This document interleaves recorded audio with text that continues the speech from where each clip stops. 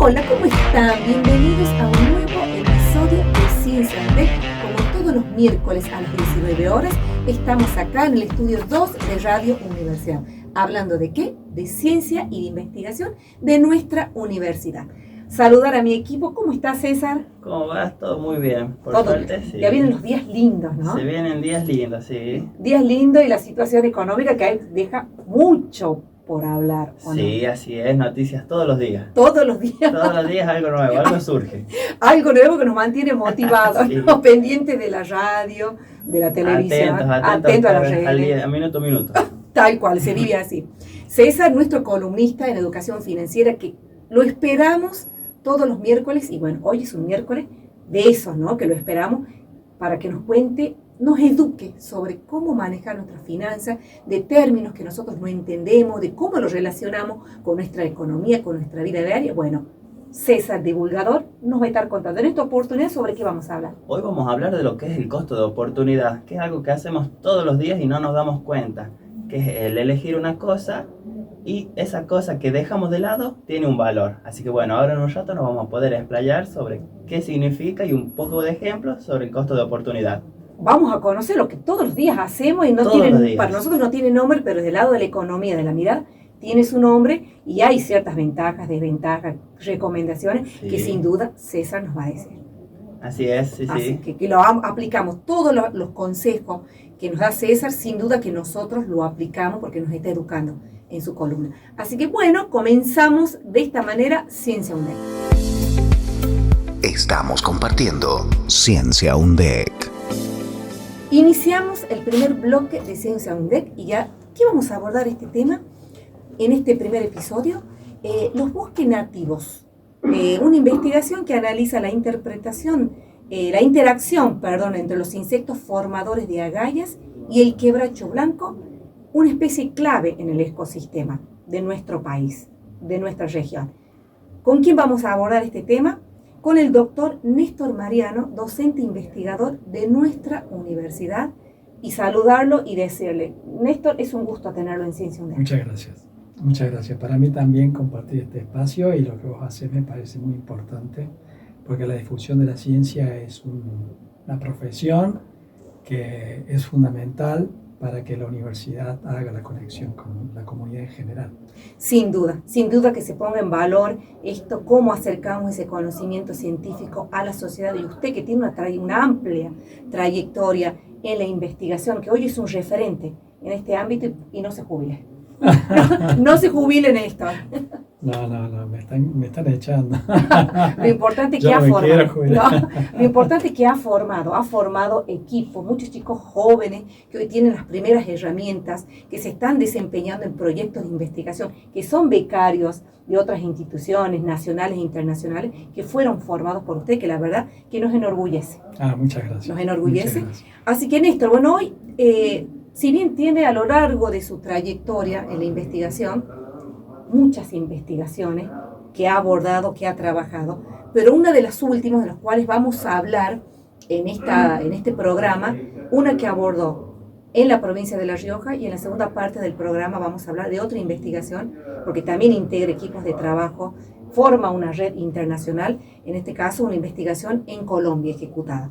Así que cuéntenos, en el caso de este proyecto que se ejecutó acá en la provincia de La Rioja, ¿en qué consiste y qué podemos saber? ¿Cuáles son los insectos formadores de agallas? ¿A qué nos referimos? Sí, dijiste muy bien. El quebracho blanco, que mucha gente lo conoce, es un patrimonio de los bosques argentinos que lamentablemente en los últimos 50 años ha sufrido una deforestación muy importante que ha afectado todo lo que llamamos el bosque chaqueño de Argentina, que es centro-norte. El quebracho blanco, como decía, si bien en la región de influencia de la UNDEC más próxima, que es en las proximidades del Valle de Antinaco, los Colorados, lo encontramos recién hacia el sur, porque está en el límite de su distribución. O sea, los árboles probablemente requieren un poco más de precipitación, de humedad, entonces avanza hacia los Colorados, por ejemplo. pero ahí encontramos ya árboles muy raleados, muy escasos y de tamaño bastante pequeño. Bueno, recorriendo la zona, encontramos que si uno se fija con mucha atención en las ramas más jóvenes del quebracho, hay agallas, o sea que son como especies de pequeños abultamientos, tumores en las ramitas más jóvenes. Bueno, lo significativo de esta sintomatología es que dentro de las agallas habitan insectos. Entonces la pregunta, el desafío es entender cómo en un ambiente verdaderamente hostil para los insectos, que además tiene el tamaño, son más pequeños que un mosquito, por ejemplo. Y vive dentro. Vive dentro. Y ¿de qué se alimenta? se alimentan del árbol, o sea, en realidad son parásitos del árbol. Pero si uno los observa, tiene entre 2 y 3 milímetros el cuerpo, es muy parecido a un mosquito, y completan su ciclo dentro de la agalla de la cual se alimenta. Para los árboles es una situación de estrés importante, porque están en el borde de su distribución, o sea, si avanzamos hacia el norte del Valle Antínoco de los Colorados ya no encontramos quebrachos. Si avanzamos hacia Chamical, sí, hay muchos, pero entonces aquí hay un doble estrés. Los árboles que están en el borde de su distribución, por eso el proceso se llama Viviendo al Límite. Sí. Tienen que el título del proyecto. El título del proyecto, Viviendo al Límite. Entonces, además que tienen que padecer esta falta de recursos, reciben el ataque de estos parásitos que se alimentan de la savia de las plantas. Entonces queríamos entender cuál es el verdadero impacto, porque, como decía antes, los bosques de quebracho blanco en Argentina son patrimonio, porque están exactamente, es la zona de transición. Nosotros conocemos mucho el quebracho colorado, que es del Chaco, por ejemplo, que es un árbol imponente, pero que vive en zonas mucho más húmedas que las del quebracho blanco. Entonces queríamos saber cuál era el impacto sobre la capacidad de crecimiento de los árboles, sobre la reproducción de los árboles, de estos insectos, y ahí surge la idea de avanzar en este proyecto. Claro, y aparte, como lo plantea bien planteado por usted, a partir de ahí comienza esa investigación. ¿Qué tipo de estudio ustedes realizaron? Bueno, lo primero que tenemos que, porque estamos en el curso de la investigación, tenemos que demostrar que efectivamente hay una diferencia en el nivel de ataque que estos insectos realizan sobre los quebrachos en el borde de su distribución, o sea, los colorados, versus zonas donde los quebrachos son mucho más vigorosos, más altos, como por ejemplo en Chamical. Entonces nosotros estudiamos comparativamente qué pasa con las agallas, el número de agallas que tienen los árboles que están en la zona de Chamical, y digo Chamical porque estratégicamente el hecho que esté el INTA nos facilita trabajar dentro del INTA, porque si no hay que estar pidiendo permiso, etcétera, etcétera, versus lo que le pasa a las poblaciones de árboles en el borde de su distribución. ¿En qué afecta, Néstor, este insecto a la planta? Y bueno, eso es lo que tenemos que demostrar. Entonces nosotros planteamos, tenemos marcados los árboles, identificados con una placa. ¿Y es importante todas las plantas o un cierto porcentaje tienen? Todas las que pudimos encontrar. ¿Sí? Sí, marcamos 35 plantas en los colorados. Por supuesto que avisamos a la comunidad que estábamos trabajando ahí. Le avisamos que las plantas estaban marcadas, tienen su número en una plaquita de aluminio, y de qué se trata la investigación. Que como decías vos, me parece interesante comunicar. No es fácil para nosotros comunicar ciencia, porque es más fácil cuando estamos en la comunidad científica. En la comunidad científica, claro. Que se utiliza usamos menos palabras, más directo. Con un término ya resume todo. Sí, claro, pero con la comunidad. Y ahí aprendí, hablando con la comunidad de los Colorados, que ahora es Parque Nacional, la cabecera del Parque Provincial, perdón, porque me llamó mucho la atención. Estoy trabajando con un equipo interesante de investigadores, entre ellos el que me está acompañando es Jesús Valdés, que que es especialista también en plantas, en árboles. Y él me Él acompañó aborda de la muy buena gana. dreandología. Dendrocronología. Algo Sí, así. un tema. Él investiga eso, Sí. es Es un tema espectacular que permite esa... reconstrucción climática. Claro, y porque- aparte permite además conocer la edad de la planta. Claro. Pero más importante, como él ve los anillos, el ancho de los anillos Claro. de crecimiento, puede correlacionar con las variables climáticas el ancho, porque son más anchos cuando mejor le fue ese año al árbol, el Sí. crecimiento. O más angostos cuando la pasó mal. Y forma equipo Entonces, de... sí. Entonces, cuando yo le dije que iba a trabajar con quebracho, me dijo, bueno, Se sumó. me prendo. Jesús Valdés, el ingeniero Jesús Valdés, es docente, investigador también de nuestra universidad. Sí, y este insecto que vive dentro de las agallas del quebracho, en realidad es prácticamente desconocido en Argentina. Yo encontré un solo reporte de hace muchísimos años. Se sabe cuál es la familia, porque esta familia forma agallas en numerosas especies, pero suelen ser muy específicos la especie biológica del insecto con respecto al árbol, porque el árbol se defiende, Sí. o sea, reacciona al ataque del insecto. ¿Cómo reacciona? Reacciona generando compuestos químicos que son para algunos insectos tóxicos, pero para estos insectos que llevan miles de años de evolución conjunta entre la planta y el insecto, el insecto también aprende a reaccionar en contra de los compuestos químicos. Es como una carrera armamentista entre el parásito, en este caso, y la planta. Y los quebrachos blancos, el género es Archaeosperma, lo menciono porque la distribución es en América, desde México hasta Argentina. Esta especie es un pariente cuyos primos viven en selva lluviosa, como en el Amazonas, etcétera. El quebracho blanco ha logrado adaptarse a ambientes muy secos. Entonces eso también lo hace interesante, porque está en el borde de resistencia a la falta de agua con respecto a sus primos que viven en un ambiente mucho más benigno para el crecimiento. Más dramático, sí. Néstor, este insecto en agallas, ¿lo vio en otra planta que no sea el quebracho blanco? Probablemente sea específico de quebracho. Hay otros insectos que están, o son otras especies que, por ejemplo, atacan a los rolos, ¿sí? Pero son distintas. O sea, hay como una especificidad muy alta entre la especie de insecto que tiene la capacidad de formar agallas y la especie de árbol sobre la cual forma agallas. En este caso hay como dos grandes tipos de agallas: que formen agallas sobre las hojitas o que forme agalla sobre el tallo. Este insecto lo hace sobre el tallo. Si bien están en la instancia de investigación, ¿pudieron tener resultados preliminares?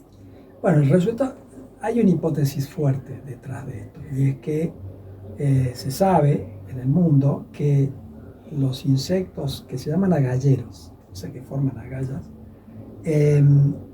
atacan más a los árboles que están estresados.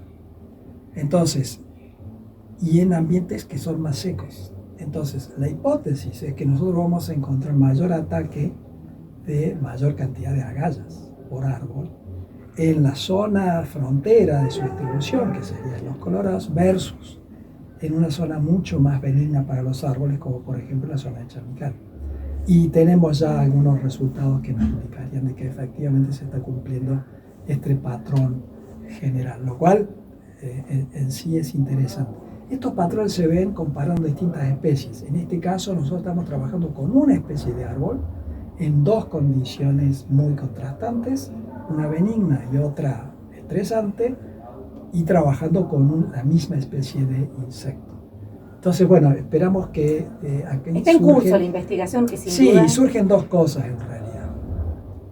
Una idea general de que esa hipótesis se verifique, y la otra cuestión es saber cuál es el nivel de impacto sobre el crecimiento de los árboles de este parásito, básicamente, lo cual tiene algunas consecuencias con respecto al manejo forestal, porque, no nos olvidemos, nosotros hacia el futuro sí vamos a tener que tener planes de reforestación con especies nativas, por un montón de cuestiones que superan en virtud a las especies que son plantadas y traídas de otros lugares del mundo. Néstor, ahora apuntando, haciendo un poco de mirada, una mirada más para adelante, pensando ya en los resultados finales. ¿En qué considera usted que contribuye conocer a ciencia cierta estas cualidades del quebracho blanco, sobre este insecto, cómo afectaría? ¿Qué pretenden ustedes con estos resultados trabajar? Por un lado, hay una cuestión que tiene que ver con la difusión, que es visibilizar la importancia de que reconozcamos el valor que tienen los quebrachos. Y reconocerlo significa no solo saber cómo crecen, a qué velocidad crecen, dónde crecen. Si se podan, si no se podan, el tema del agua, cantidad de agua que necesitan. Ver qué otras interacciones tienen, las negativas y las positivas. Así como en algunos casos habrás escuchado que Norma Cantón, por ejemplo, está trabajando Mariana Boneto con micorrizas. Sí. Bueno, eso es una interacción positiva. Un hongo que interacciona con las raíces de las plantas y favorece el crecimiento de las plantas. Eso tiene un montón de aplicaciones para el manejo de frutales, por ejemplo. Favorecer la interacción micorriza, por ejemplo, con olivo, para mejorar el vigor de las plantas de olivo. Pero también es importante conocer las interacciones que son negativas, o sea, aquellos insectos que perjudican a las plantas. Bueno, en cualquier manejo forestal tenemos que conocer ambas. Entonces, saber cuál es el nivel de impacto de las agallas sobre el crecimiento y cuáles son las condiciones que favorecen que existan agallas, tiene que ver también con la capacidad hacia futuro de multiplicar estas plantas y favorecer su establecimiento. Y prevenir para el prevenir. Prevenir para que la planta no se contagie. O sea, si en un manejo forestal, por ejemplo, ¿no?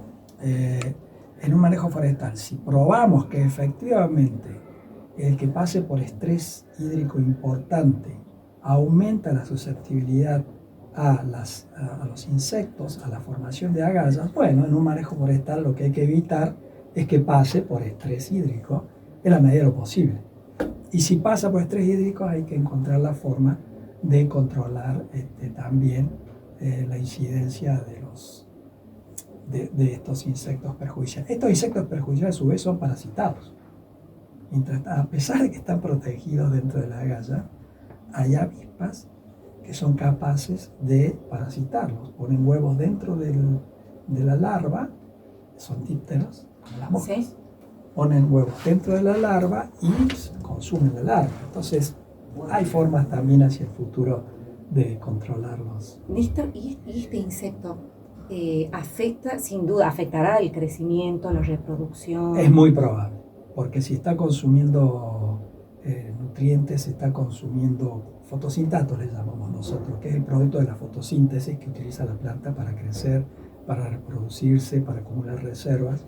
Si las está consumiendo en insectos, probablemente esté debilitando y disminuya el crecimiento, disminuya la cantidad de frutos que puede formar y de semillas, obviamente. Sin duda que esta investigación será un gran aporte, no solo a la comunidad científica, sino también a la comunidad, para poner en valor, para prevenir, para cuidar al quebracho blanco, pero también para que defina, y es un instrumento para la definición de una política pública. Sí, absolutamente. Y de para reconocimiento. Ha habido, hablando con la comunidad de los colorados, me decía que bueno, que los quebrachos que estaban alrededor de la comunidad de los colorados, en la época en que llegaba el ferrocarril, eran talados para durmientes, para generar carbón.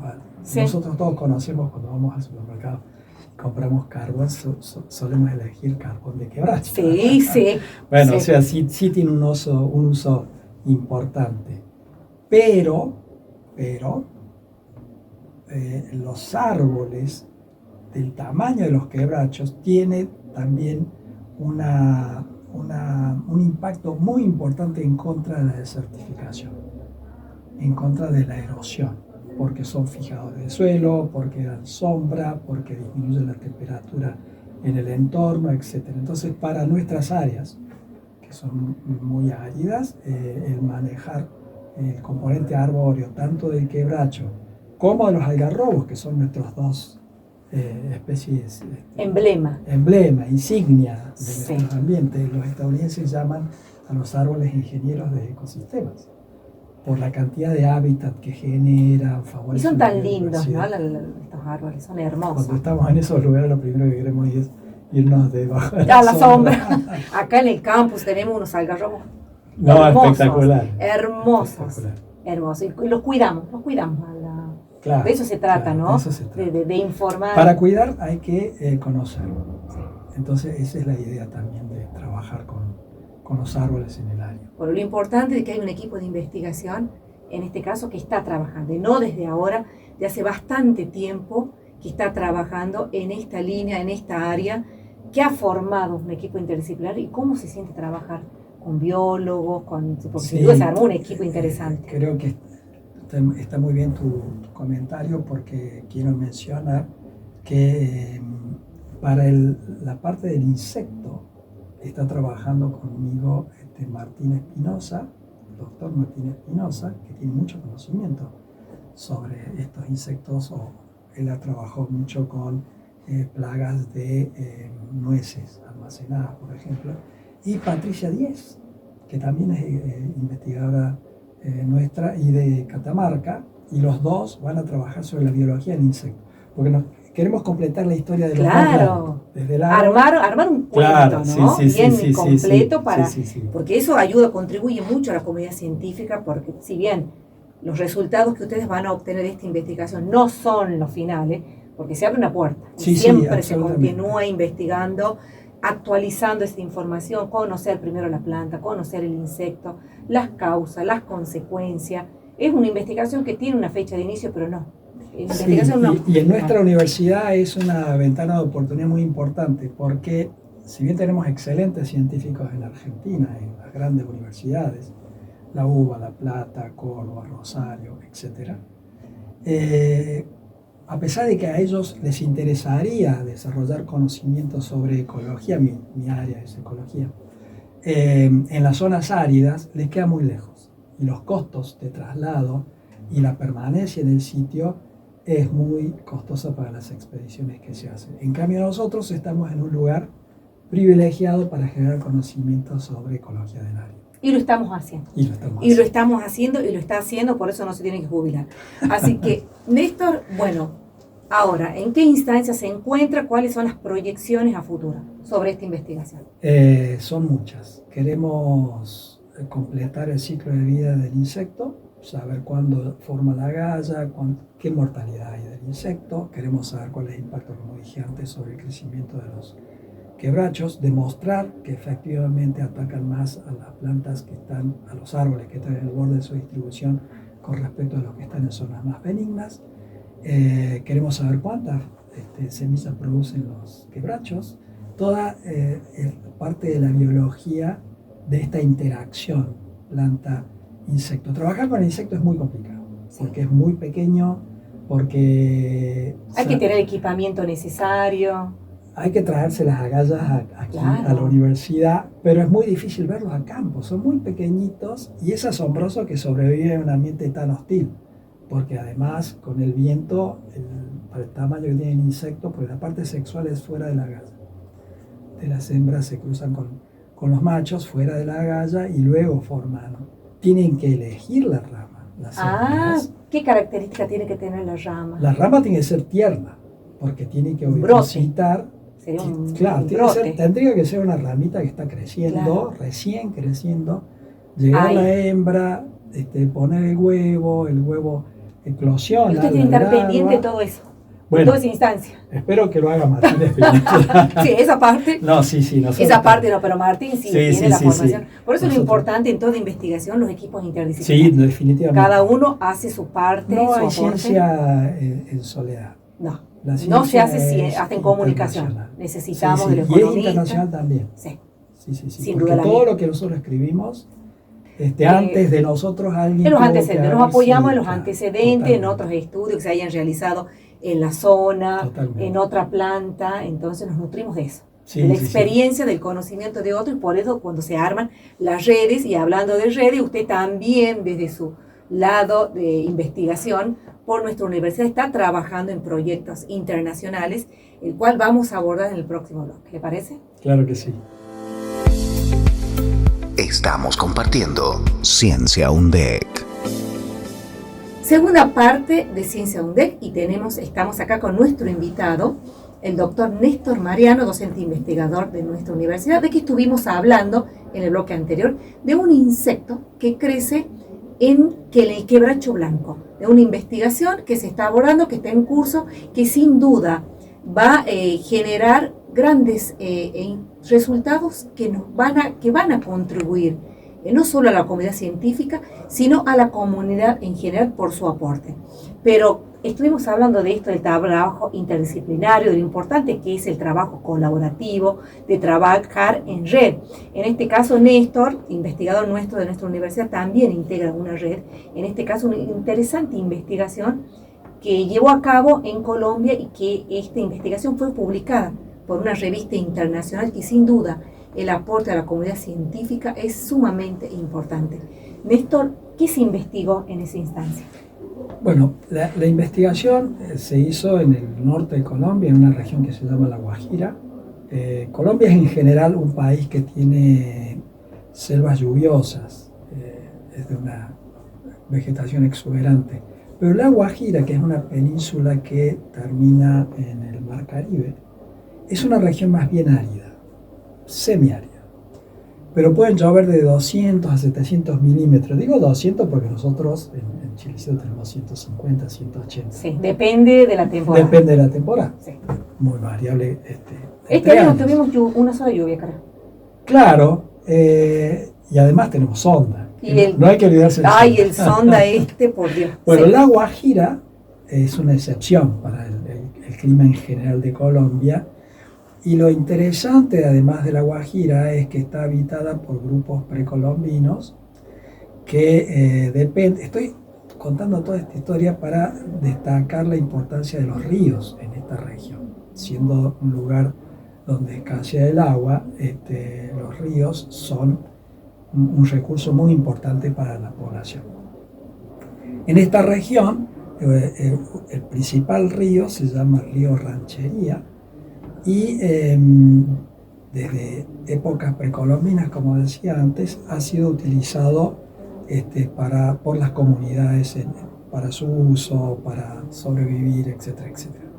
Hace unos 60 años se construyó una presa para proveer, entre comillas, de riego para el uso agrícola. No fue tan efectivo probablemente la distribución de agua, y posteriormente, aguas abajo, se encontró carbón.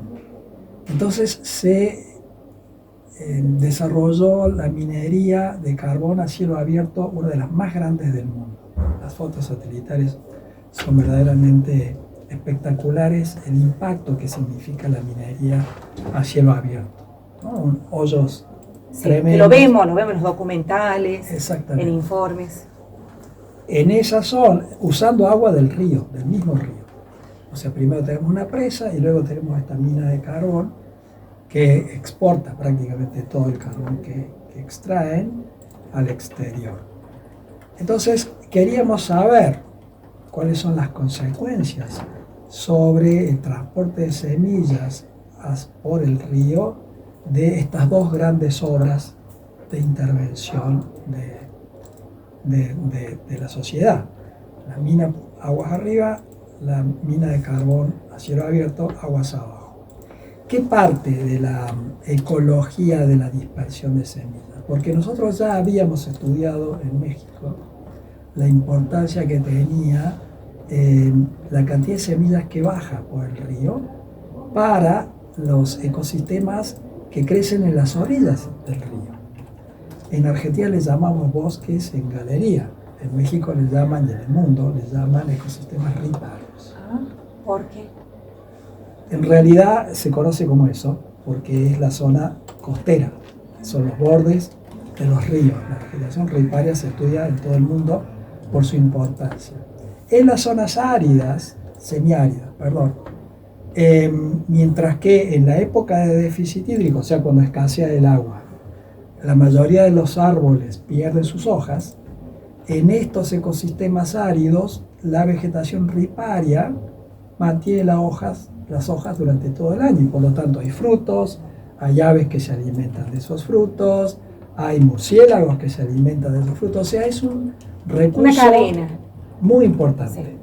Son ecosistemas que están siempre verdes porque están usando agua del río para sobrevivir. Néstor, con esta descripción, con este contexto que usted nos ubicó, surge la investigación. Surge la importancia de demostrar si existía algún impacto tanto de la presencia de la represa y luego la presencia de la mina en la cantidad de semillas y la diversidad de semillas que viajan por el agua del ranchero. Si bien la investigación ya culminó, ¿cuáles serían los principales resultados de esta investigación? Sí, el desafío más importante fue poder demostrar que había un cambio.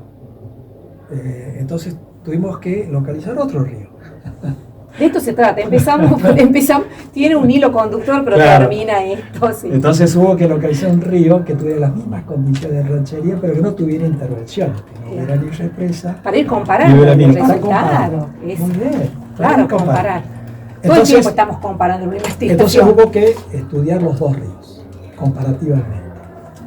Y encontramos que efectivamente hay tres aspectos que tanto la represa como la mina afectan en la cantidad de semillas que va aguas abajo por el río y afecta la composición, o sea, la diversidad de especies de plantas que arrojan semillas en el río. Y lo otro que mostramos es que aguas abajo de la mina hay muchísima contaminación. O sea, esa sería una consecuencia. Esa es una consecuencia muy importante. Originalmente en la investigación quisimos trabajar con la empresa de la mina y no nos fue muy bien. Supongo que ellos ya visualizaban cuáles iban a ser los resultados. Entonces medimos cosas como la turbidez del agua, medimos contaminantes por hierro, por sulfato, etcétera, distintos compuestos químicos que a su vez son perjudiciales para la salud, porque exceden los límites de tolerancia permitidos para quienes usan el agua del río, porque obviamente la comunidad aguas abajo de la mina sigue usando el río. Entonces, bueno, para consumir, para bañarse. Exacto. Entonces, bueno, mostramos que efectivamente se afectan. El eje de la investigación es lo que se llama dispersión de semillas por el agua, que en ecología se llama hidrocoria. Coria es transporte, hidro, transporte a través del agua, en este caso. Y mostramos que sí, que había un impacto importante, sobre todo de la mina sobre el transporte de semillas en las comunidades. ¿Y esta investigación, esta investigación cuándo se llevó a cabo? Esa investigación se llevó a cabo hace como 4 años. De hecho, la estudiante, el equipo es grande de investigación, pero sobre todo es una argentina que está en el exterior investigando. Estamos en todos lados, los argentinos y los chinesiteños. Empezamos trabajando con ella en transporte de semillas por ríos en México y luego se nos ocurrió de que para una colombiana haciendo una maestría en México era fabuloso, muy bueno que hiciera algo que tuviera muy impacto en su país. Entonces se publicó este año, en mayo. Néstor, si bien usted hablaba de las consecuencias que la investigación, ¿no? Durante el proceso pudieron comprobar algunas cuestiones que ustedes se habían replanteado, pero ahora, ¿cómo esos resultados afectan a la comunidad? Bueno, más allá de la que ya mencionamos, de la contaminación. Además que estamos aportando probablemente algún conocimiento sobre las obras, que ya se sabía de que las obras como las represas, la mina, sobre todo si es una mina a cielo abierto, pueden tener sobre los cursos de agua. El curso de agua y la vegetación que está creciendo en las orillas, esa vegetación, esos ecosistemas son intermediarios entre el ecosistema acuático del río, algas, peces, plantas, y el sistema terrestre que está aledaño al río. El intermediario son estos ecosistemas riparios que son muy importantes para el saneamiento de agua. En las zonas de agricultura, estos ecosistemas riparios filtran los componentes químicos que quedan luego de los residuos de la aplicación de insecticidas, etcétera, etcétera. Entonces, independientemente de estas cuestiones, que son de interés mundial, mostramos que efectivamente, porque el tema es, sospechamos que había consecuencias, pero demostrar que hay consecuencias y cuantificarla, esa es una tarea a veces complicada. Sin duda. Y logramos tener los resultados medibles. Sin duda. Néstor, cuestión de tiempo. Usted sabe lo que es los tiempos en los medios, claro, y la verdad que disfrutamos todos muchísimo de estas dos investigaciones, y la verdad que es un gusto escucharlo, y bueno, estoy sumamente contenta de tenerlo acá en Ciencia UNDEC, a un referente de nuestra universidad, de la investigación. Yo creo que sea tan así. Sí, para mí sí, esto lo conozco hace bastante y sé cómo trabaja, la dedicación, el empeño que le pone a la investigación en la universidad, y valoro muchísimo esta instancia de formación. Uno cuando llega a una etapa de la vida profesional, ya hay que formar, de eso se trata, ¿no? De formar, de dejar una huella, de dejar la semillita, porque cuando uno profesional no tiene sentido todo, y usted es uno de esos, de que ha formado. Te quiero contar una anécdota muy chiquita. Yo no estaba de acuerdo que se hiciera esa investigación en ese río en Colombia, porque tenía mucho miedo de la guerrilla y de los ejércitos paramilitares por la seguridad de la gente que estaba muestreando a campo. De hecho, yo desaconsejé que hicieran esa investigación en ese lugar de Colombia. Pero se hizo. Se hizo, y hasta que al final, el último censo de campo, efectivamente la gente fue secuestrada. Los eran 2 investigadores de campo, la estudiante argentina que estaba a campo y un compañero que estaba ayudándolos con el transporte del equipo. Les robaron los celulares, las retuvieron, gente armada. Y yo me enteré estando acá, en Chilecito, y por teléfono cruzaba. Me imagino la angustia. Sí, no, fue tremendo.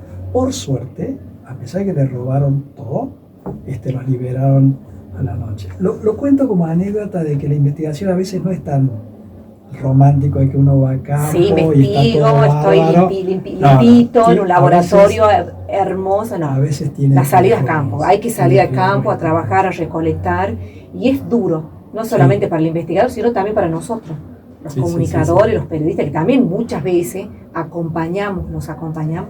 Bueno, por todo sea por la pasión, por lo que gusta, Néstor. Así que bueno, remarcar esto, mi agradecimiento a usted por estar acá, por compartir 2 de sus numerosas investigaciones que tiene, y bueno, decirle que me sentí muy a gusto, sabe cuál el aprecio que le tengo, y bueno, un gusto escucharlo, Néstor. Muchísimas gracias. Estamos compartiendo Ciencia UNDEC. Segunda parte de Ciencia UNDEC, y estamos con el segmento más esperado, la columna de educación financiera. Así es. Bueno, ahora sí vamos a hablar de lo que es el costo de oportunidad.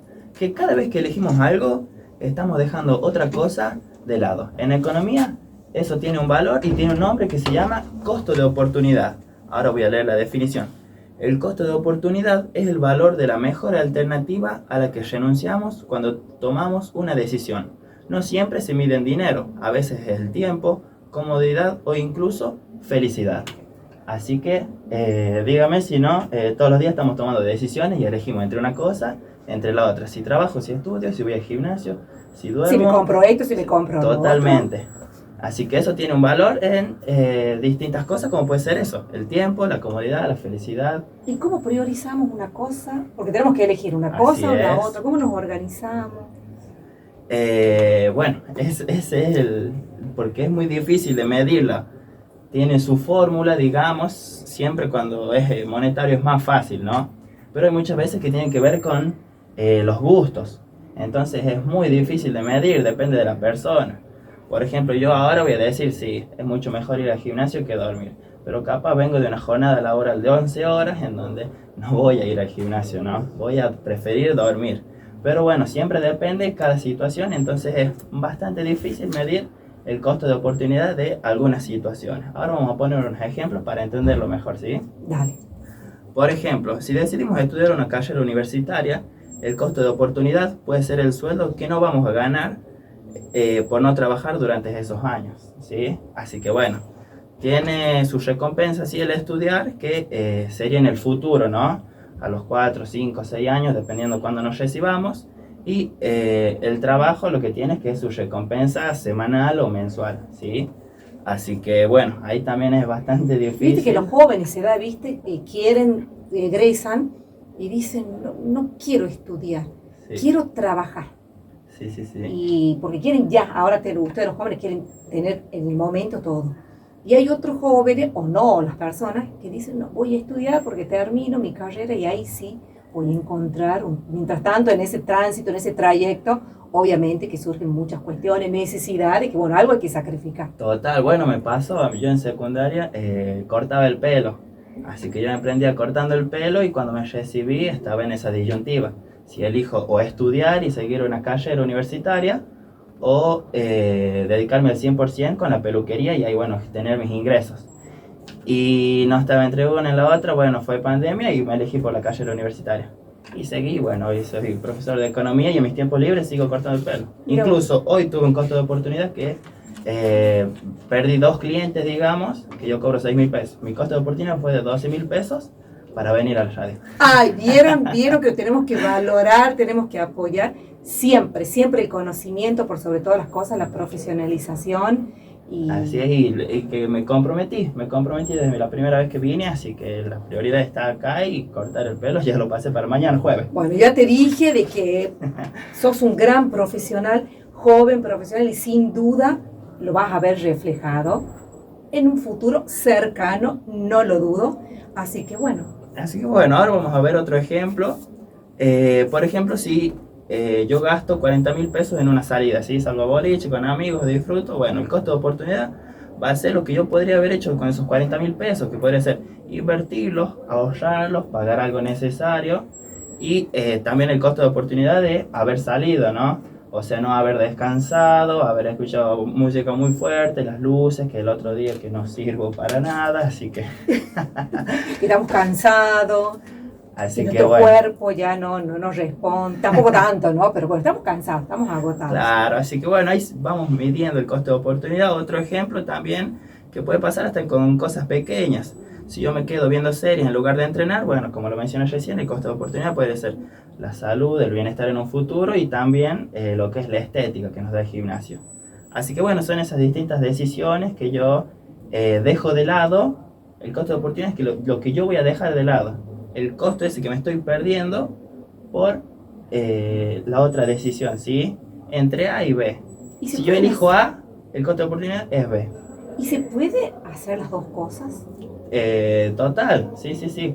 Pero no en simultáneo. Por ejemplo, yo tenía aquí, y es que de eso se trata, medir el costo de oportunidad. Yo traigo un ejemplo de si tengo 10 horas disponibles, ¿sí? Pueden ser 10 horas para trabajar o 10 horas para estudiar. Bueno, en 10 horas de estudio no tengo mi remuneración, ¿sí? Pero en 10 horas de trabajo sería 20.000 pesos el día, ¿sí? Entonces 2.000 pesos cada hora. Si yo decido estudiar una hora más, tengo que trabajar una hora menos, ¿sí? Entonces mi costo de oportunidad de una hora de estudio es de 2.000 pesos. Y bueno, así, mientras voy sumando horas de estudios, voy restando horas de trabajo y esa remuneración. Si tengo, por ejemplo, 5 horas de estudios, mi costo de oportunidad serían 10.000 pesos, que estaría perdiendo, que en realidad no los pierdo, ¿no? O sea, los invierto en estudio, educación, y, así Sí, que no se pierde, no se nada pierde. se pierde. No.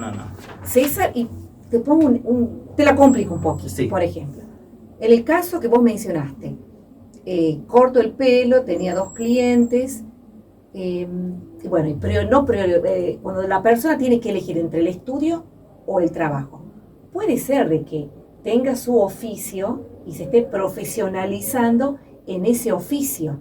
Así Me es. parece que la cuestión es cuando tenés tu oficio y tu profesionalización no tiene nada que ver con el oficio. Claro. Ahí podría ser la pérdida, Cuando ¿no? son muy diferentes es la pérdida.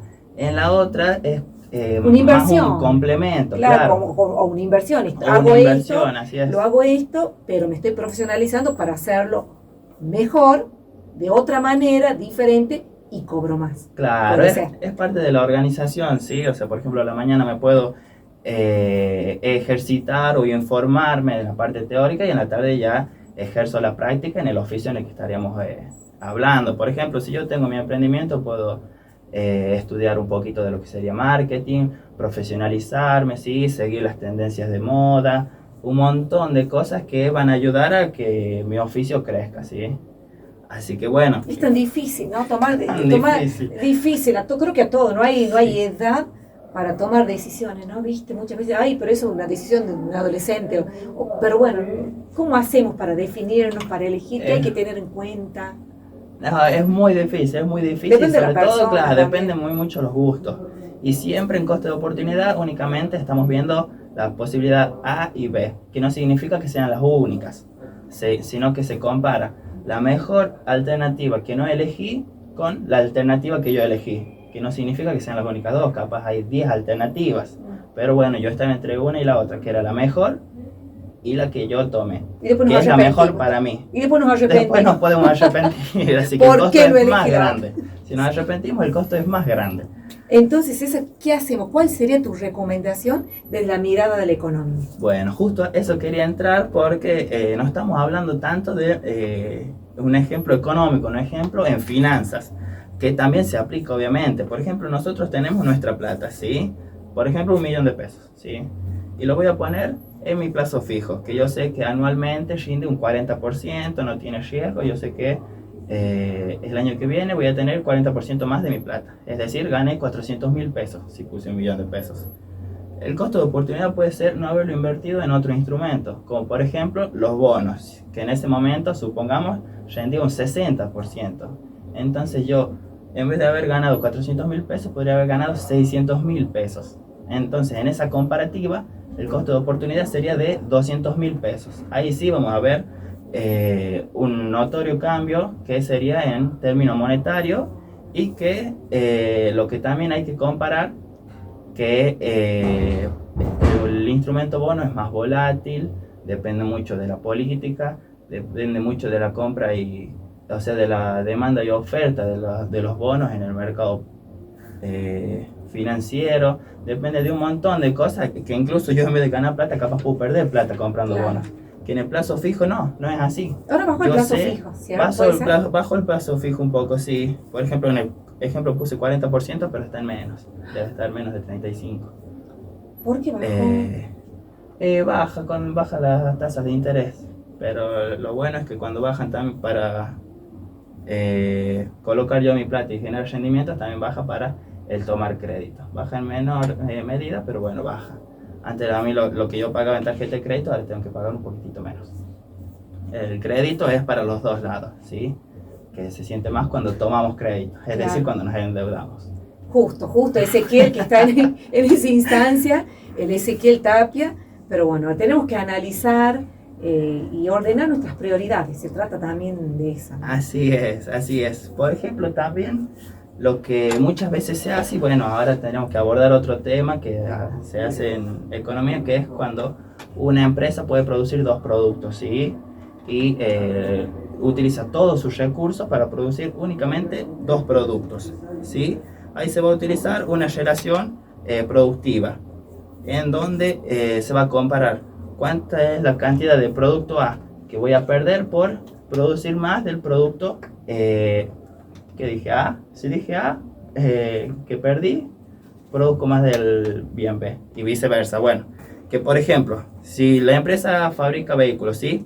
Motos y autos, supongamos que con todos sus recursos únicamente puede producir 100 autos y con todos sus recursos únicamente puede producir 200 autos. Entonces nosotros vamos a realizar esta formulita en donde vamos a poner la cantidad B que se pierde sobre la cantidad A que se pierde y eso nos daría ¿cuánta sería la cantidad de bienes que yo perdería? Por ejemplo, si yo quiero producir un auto, pierdo la producción de 2 motos. Y así. Entonces ese es el costo de oportunidad que se ve en microeconomía, que es cuál es la pérdida que tiene una empresa para elegir qué va a producir. ¿Qué va? Sí, me gustaría tener un pizarrón y poder poner A y B. Vamos a incorporar en el estudio 2 de Radio Universidad, teniendo en cuenta que también estamos en UNDEC TV, el pizarrón.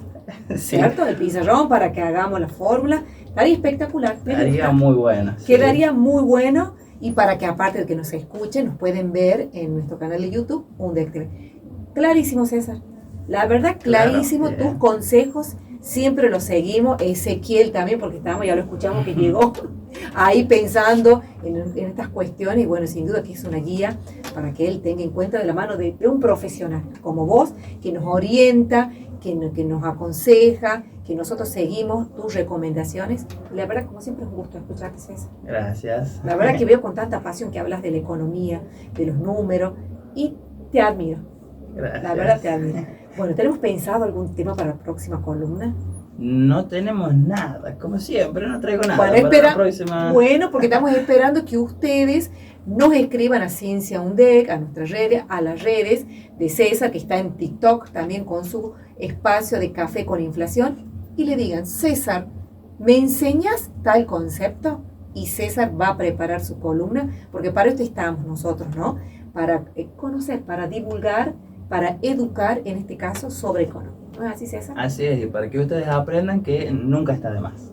Exactamente, y aparte en términos económicos nos hace falta muchísimo, porque no, en mi caso no sé nada, y la verdad que si no fuese por tus consejos, no, estaría endeudada, más endeudada, mejor dicho.